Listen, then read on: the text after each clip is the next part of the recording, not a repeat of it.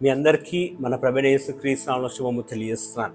ఈ యొక్క సమయంలో మరి దేవుని యొక్క వాక్యంని బోధించాలని ఆశపడి ఉన్నాను. మళ్ళీ నిన్న దినం నాడు మనం ఆది కాండము 24వ అధ్యాయము 12వ వచనం చదివినాము. ఈరోజు మనం 13, 14వ వచనం మనము చూద్దాం. మళ్ళీ దాని యొక్క అంశం ఏందో మనం చూద్దాం.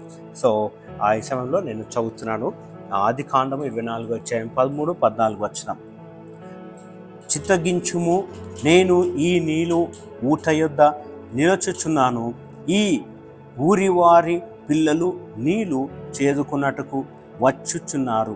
కాబట్టి నేను త్రాగునట్లు నీవు దయచేసి నీ కడవను వంచుమని నేను చెప్పగా, నీవు త్రాగుము, నీ ఒంటెలకును నీళ్లు పెట్టదనని ఏ చిన్నది చెప్పెనో ఆమెయే నీ సేవకుడైన ఇస్సాకు కొరకు నీవు నియమించినదే యుండునుగాక. అందువలనే నీవున్న యజమానుని మీద అనుగ్రహము చూపితివని తెలుసుకొందునెను. సో ఇక్కడ చూడండి, ఎలైజర్ ఎంత నీట్గా ఎంత నీట్గా ఒక ప్లాన్ తయారు చేసిన. ఇంగ్లీష్లో made A plan with room for God to operate. మళ్ళీ ఆయన సొంత ఒక ప్లాన్ క్రియేట్ చేసినాడు. ఏంటంటే, దేవా నువ్వే ఆపరేట్ చేయి, కానీ నీ చిత్తం ఎట్లా తెలుసుకోవాలి. సో చాలాసార్లు మన లైఫ్లో దేవుని చిత్తాలు ఏ విధంగా తెలుసుకోవాలనేది చాలామంది క్వశ్చన్స్ ఉంటాయి. చాలామంది దేవుని చిత్తం తెలుసుకోకుండా సొంతం చేసుకొని దేవుని చిత్తం అనుకుంటారు. But we have to have కొన్ని సూచనలు మనకు కావాలి. ఆ సూచన ఈయనేమన్నాడంటే, దేవా మళ్ళీ నీ చిత్తం, మళ్ళీ నీ యొక్క చిత్తం ఏముందో నేను ఎట్లా తెలుసుకోవాలంటే, అక్కడ ఒక బావి ఉంది. ఆ బావి దగ్గర కొంతమంది అమ్మాయిలు ఉన్నారు, స్త్రీలు ఉన్నారు. సో ఎవరైతే ఏ చిన్నదైతే మళ్ళీ నాకు దాహం అవుతుందంటే, సరే నీకు నీళ్ళు ఇస్తానని చెప్పినాక, అదేవిధంగా నీ ఒంటెలకు కూడా నేను నీళ్ళు ఇస్తానని చెప్పి ఎవరైతే చెప్తారో వాళ్ళే నీ యొక్క సేవకుడు ఇస్సాకుకి భార్యగా ఎంచుకుంటానని చెప్పి ఒక సూచన దేవునికి అనుగ్రహిస్తాడు. మళ్ళీ నిజంగా ఆ సూచన దేవుడు అక్కడ జరిగించాడు. మళ్ళీ ఎవరైతే స్త్రీ చేస్తుందో అదే స్త్రీని ఎన్నుకుంటాడు ఇస్సాకు భార్యగా. సో ప్రియమైన దేవుని సంగమా, we should also make a plan and also with a room of God to operate. మనం కూడా మన జీవితంలో కొన్ని ప్లాన్స్ చేసుకోవాలి. మళ్ళీ అది కూడా దేవునికి స్థానం ఇవ్వాలి, చోటు కూడా క్రియేట్ చేసుకోవాలి. కొన్నిసార్లు మనం అంటాము, నేను ఏం ప్లాన్ చేసినా, ఏం ఆలోచించినా అది జరుగుతుంది. But not you, God should plan. ఇక్కడ చూడండి, ఎలైజర్ ఎంతగా నమ్మకంగా నీతిగా దేవుని మొరపెట్టాడు. అందుకనే చాలాసార్లు అంటారు, చాలామంది దేవుని బిడ్డలు ఏమంటారంటే, వివాహము విషయం దేవునికి అప్పగించాలి. We should not take care of it.